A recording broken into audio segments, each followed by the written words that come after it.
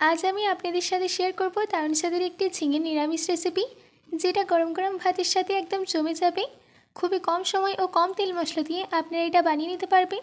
আর এই গরমে যদি আপনাদের বেশি তেল মশলাযুক্ত খাবার খেতে ইচ্ছে না করে, তাহলে এই রেসিপিটা আপনারা ট্রাই করতে পারেন। তো চলুন বেশি দেরি না করে শুরু করছি আমার আজকের এই সহজ রেসিপি। হ্যালো ফ্রেন্ডস, আমি বিনা কুকিং বিনাতে আপনাদের সবাইকে স্বাগত। রেসিপিটা বানানোর জন্য সবার প্রথমে আমি এখানে নিয়েছি 500 গ্রাম ঝিঙে। ঝিঙের খোসাটাকে ছাড়িয়ে আমি ছোটো টুকরো করে কেটে নিয়ে ভালো করে ধুয়ে নিয়েছি।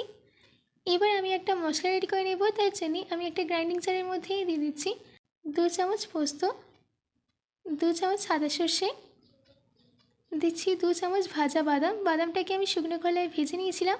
দিচ্ছি 1 ইঞ্চ আদা, ঝালের জন্য 5টা কাঁচা লঙ্কা, কুচনো নারকেল, হাফ চামচ জিরে। এবার 5 চামচ জল দিয়ে এটা একটা ফাইন পেস্ট রেডি করে নিতে হবে। দেখুন আমি এখানে পেস্টটা রেডি করে নিয়েছি। এবার আমি কড়াইতে দিয়ে দিচ্ছি 5 চামচ সর্ষের তেল। তেল গরম হয়ে গেলে দিয়ে দিতে হবে 1/4 টেবিল স্পুন কালো জিরে, দিচ্ছি 5টা চেরা কাঁচা লঙ্কা। কালো জিরে আর কাঁচা লঙ্কাটাকে 30 সেকেন্ডের জন্য সতে করে নেব, যাতে এর ফ্লেভারটা তেলের মধ্যে চলে যায়। কালো জিরে আর কাঁচা লঙ্কার ফ্লেভারটা তেলের মধ্যে চলে গেলে দিয়ে দিতে হবে 2টো মিডিয়াম সাইজের কেটে রাখা আলু। একটু মিশিয়ে নিতে হবে। মিশিয়ে নেওয়ার পর এর মধ্যে অ্যাড করে দিতে হবে হাফ চামচ হলুদ গুঁড়ো। হলুদ গুঁড়োটা দেওয়ার পর 2 মিনিট মিডিয়াম ফ্লেমে আলুটাকে রান্না করে নিতে হবে।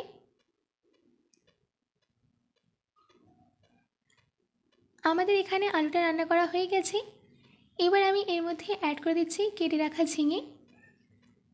ঝিঙেটা দেওয়ার পর আবারও মিডিয়াম ফ্লেমে 3 থেকে 4 মিনিট রান্না করে নেব।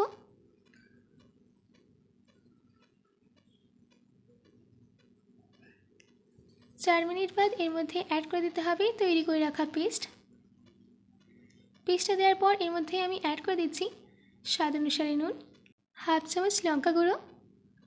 এবার এই সব কিছুকে ভালো করে মিশিয়ে নিয়ে 5 মিনিট লো মিডিয়াম ফ্লেমে রান্না করে নিতে হবে, যাতে এর মশলা থেকে তেলটা ছেড়ে যায়।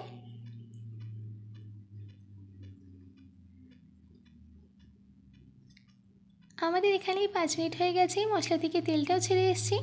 এবার আমি অ্যাড করে দিচ্ছি 1/4 কাপ জল। এখানে বেশি জল দেওয়ার প্রয়োজন নেই, কারণ আজকের এই রেসিপিতে গামাখা ঝোল থাকবে। ঝোলটা বেশি পাতলা কিংবা গাঢ় হবে না। এবার ঢাকা দিয়ে 5 মিনিট মিডিয়াম ফ্লেমে রান্না করে নিতে হবে, যাতে ঝিঙে আর আলু ভালো করে সিদ্ধ হয়ে যায়। আমাদের এখানে 5 মিনিট হয়ে গেছে। এবার ঢাকাটাকে খুলে একটু মিশিয়ে নিচ্ছি। এবার সব শেষে 1 চামচ সরষের তেল দিয়ে একটু মিশিয়ে নিলেই রেডি আমাদের দারুণ স্বাদের ঝিঙে আলুর রেসিপিটি। এবার আমি এটাকে সার্ভ করে নেব। আশা করছি আমার আজকের এই ঝিঙে আলুর রেসিপিটা আপনাদের ভালো লেগেছে। বাড়িতে এটি অবশ্যই ট্রাই করবেন ও কমেন্ট বক্সে কমেন্ট করে জানাতে একদম ভুলবেন না। তো আজকের মতো এটুকু, আবার দেখা হচ্ছে অন্য কোনো রেসিপি নিয়ে। ভালো থাকবেন, সুস্থ থাকবেন।